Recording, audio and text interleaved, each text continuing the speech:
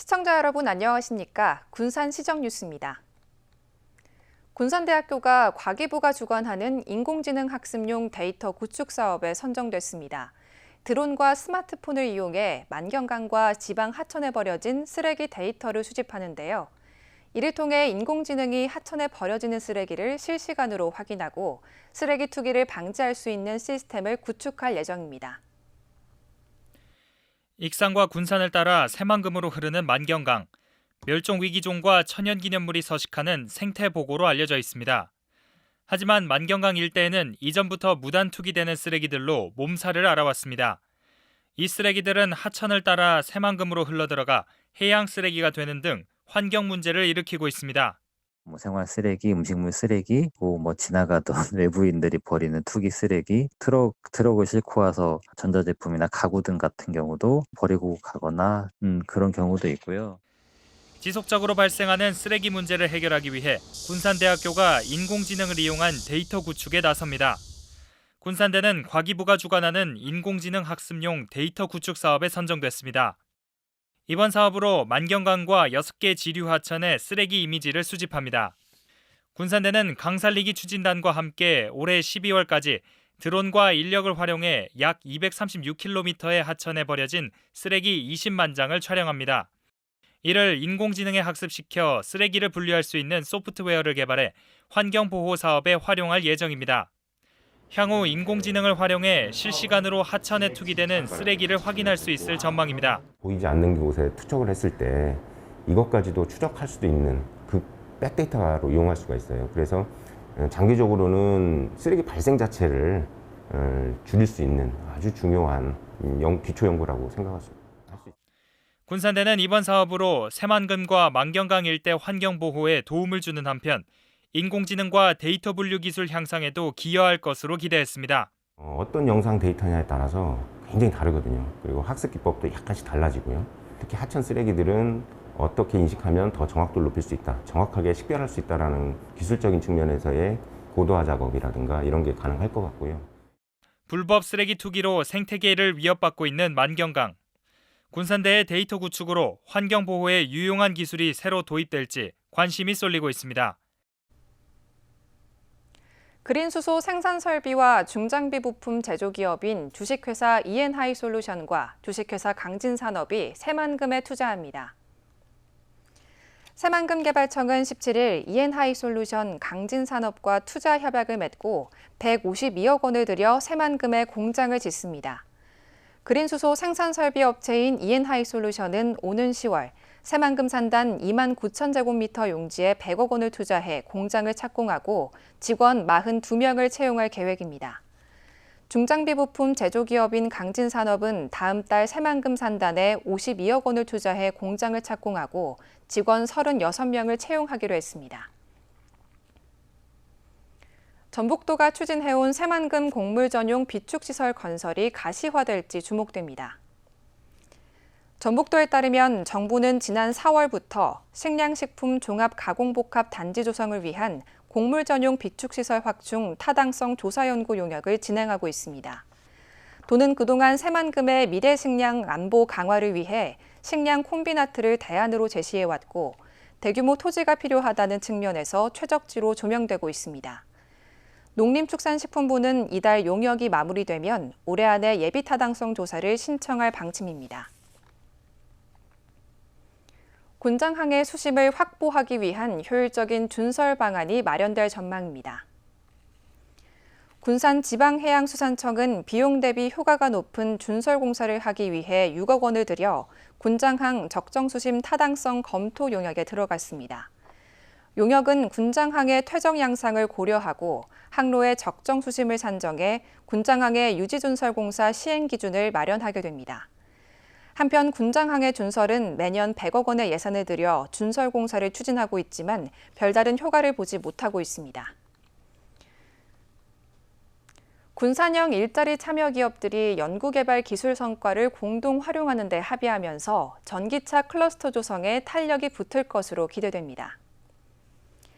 전북도와 군산시는 명신 등 군산형 일자리 참여 기업 4개사와 업무 협약을 맺고 전기차 클러스터 상생협업 지원 사업으로 도출되는 기술 성과의 공동 활용을 약속했습니다. 이번 업무 협약으로 참여 기업은 전기차 기술 변화에 대처하고 ICT 융복합 인적 물적 보안과 연계 협력을 추진하게 됩니다. 전기차 클러스터 상생협업 지원 사업은 군산형 일자리 참여 기업과 연관 자동차 기업들의 애로사항을 해소하기 위한 산업부 공모 사업입니다. 군산시가 민선 8기 2차 추가 경정 예산안을 1조 7천억 원 규모로 편성했습니다. 이는 1차 추경보다 3천억 원이 늘어난 것입니다. 주 예산을 보면 코로나19 격리자 생활지원비 180억 원, 군산 사랑상품권 발행 166억 원, 저소득층 긴급생활지원금 76억 원 등입니다. 군산시는 코로나와 물가 상승 등으로 시민들이 이중고를 겪고 있어 생활안정지원에 최우선으로 예산을 투입한다고 밝혔습니다. 이번 추경 예산안은 오는 23일 시의회 의결을 거쳐 다음 달 1일 확정됩니다. 군산시가 대하역 광장 조성 사업을 계획대로 추진하기로 했습니다. 군산시에 따르면 이달 안에 도시계획위원회 심의와 지형도면 고시를 통해 도시관리계획 결정 절차를 진행할 계획입니다. 다만 당초 올해 추경 예산에 반영하기로 했던 광장 토지 매입비 40억 원은 내년 본 예산에 편성하기로 했습니다.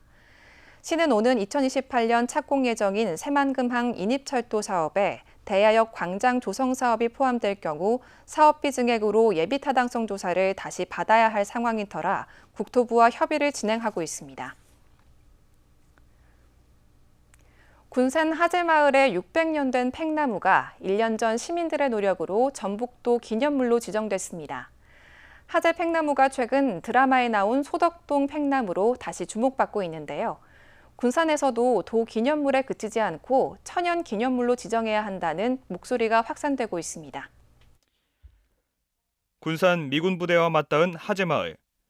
팽나무 한 그루가 하늘을 향해 웅장하게 뻗어 있습니다. 뿌리부터 몸통까지 땅속에 단단히 박혀 오랜 세월 갖은 풍상에도 지주목 없이 버텨온 것입니다. 대대로 입에서 입으로만 전해지던 세월이 한국임업진흥원의 수령 감정 결과 600년의 세월이 입증됐습니다.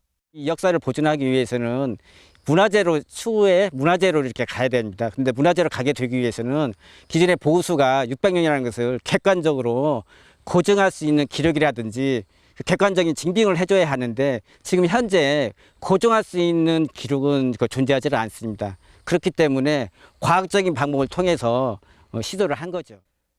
그러나 미군 기지 탄약고에 밀려 주민들이 떠나고 땅마저 미군으로 넘어갈 위기에 처하면서 잘려나가도 손쓸 방법이 없는 상황. 사정이 이러자 시민 3천여 명이 서명을 받아 지난해 6월 자연물로는 군산에서 처음으로 도기념물로 지정됐습니다. 하재 팽나무가 최근 드라마 이상한 변호사 우영우에 나온 소덕동 팽나무로 다시 주목을 받고 있습니다. 소덕동 팽나무는 경남 창원 동부마을에 있는 500년 된 보호수로 문화재청이 천연기념물 지정 여부를 검토하고 있습니다. 이런 사실이 알려지면서 시민들 사이에서 소덕동 팽나무보다 100년을 더 살아온 하재 팽나무가 천연기념물로 손색이 없다며 목소리를 내고 있습니다. 일제강점기를 비롯해 600년을 견디며 군산의 모질고 굴곡된 역사를 안고 단단히 뿌리내린 오히려 더 좋은 팽나무라고 이렇게 얘기들을 하시더라고요. 사라져가는 하재마을의 역사와 문화를 함께 했던 이 나무로서 계속 우리의 곁을 지켜주는 천년의 나무가 되어줬으면 좋겠고요. 하재 팽나무는 높이 13m, 둘레 6m의 거목으로 도내에서는 최고령이고 전국에서는 16그룹뿐입니다. 시민들의 작은 울림에 도기념물 지정을 이뤄낸 하재 팽나무. 천연기념물 지정에도 힘이 실리고 있습니다. 고향사랑 기부제가 내년 1월 시행됨에 따라 군산시가 조례 제정에 나섰습니다. 군산시는 이달 안에 고향사랑 기부제와 관련한 조례 제정을 마치고 다음 달 답례품 구성위원회를 구성할 계획입니다. 답례품 구성위원회에서는 평가 기준에 따라 5개에서 10개 정도의 답례품을 선정하게 됩니다. 고향사랑 기부제는 한 사람당 연간 500만 원까지 기부할 수 있으며 최대 기부금의 30%인 350만 원까지 답례품이 제공됩니다. 군산시가 군산조선소 사내협력사 신규 취업자를 대상으로 지원금을 지급합니다. 시는 만나보자 미래성장 탄탄기업 사업과 조선업 신중년 취업 지원 사업을 추진합니다. 미래성장 탄탄기업 사업은 기업이 청년 정규직을 채용할 경우 2년간 매월 160만 원의 인건비를 지원하고 2년 이상 근속한 청년에게는 최대 1,000만 원의 지역 정착금을 지원합니다. 또 조선업 신중년 취업 지원 사업은 40에서 69세 신규 채용자를 고용한 기업에게 1년간 70만 원의 인건비를 지원하고 취업자에게는 1년 근무 시 최대 200만 원의 지원금을 지급합니다. 이번 지원 사업으로 총 12개 사내협력사에서 올해 300명을 신규 고용할 예정이며 내년까지 총 900여 명을 채용할 계획입니다. 군산 금강도서관이 18일 정식으로 개관했습니다. 도서관은 지하 1층, 지상 4층 규모로 2만 5천여 권의 장서를 소장하고 있습니다. 지난 6월부터 시범 운영에 들어갔으며 이 기간 동안 하루 평균 1,000명의 시민이 방문했습니다. 운영 시간은 화요일부터 일요일까지며 오전 9시부터 오후 6시까지 열립니다. 도서관은 향후 다양한 연령과 계층에 맞춘 독서 프로그램을 제공할 예정입니다. 군산상고 학생과 교직원 과반수 이상이 인문계 전환에 찬성한 것으로 나타났습니다. 도교육청은 군산상고 인문계 전환 찬반 여부를 묻는 설문조사 결과 재학생 86%, 교직원 53%가 찬성했다고 밝혔습니다. 이에 따라 사실상 군산상고 인문계 전환은 군산상고 학교운영위원회 회의 절차만 남았습니다. 학교운영위원회에서 인문계 전환 정책을 수용하게 되면 내년 신입생부터는 일반계 학급으로 모집하게 됩니다. 군산시가 2022년 시민회장 수상자 선정을 위해 설문조사를 실시했습니다. 2022년 시민회장 수상 후보자는 9개 분야 중 7개 분야 12명이 접수됐습니다. 시는 이번 달까지 의견 수렴과 공적 조사를 진행하고 9월에 심의위원회를 열어 수상자를 최종 결정할 예정입니다.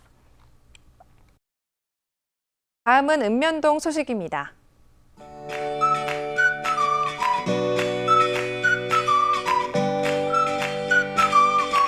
군산 흥남동이 서흥중학교, 지역사회 보장협의체와 자원봉사 업무 협약을 체결했습니다.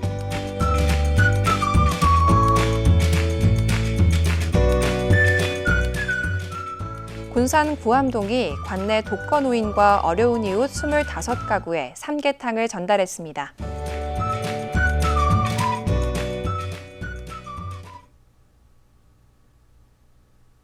이것으로 군산 시정 뉴스를 마칩니다. 시청해주신 여러분 고맙습니다.